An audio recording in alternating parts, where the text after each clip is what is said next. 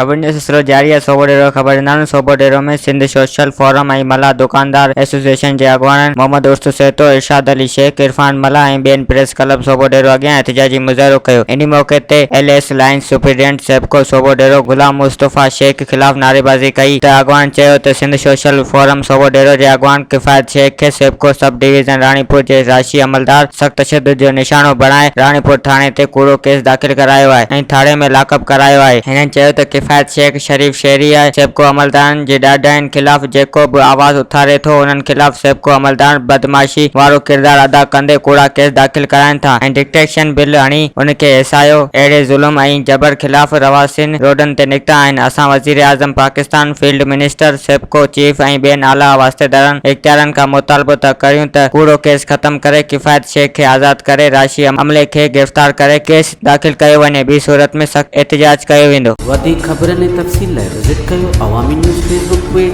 YouTube page ऐं अवामी news website.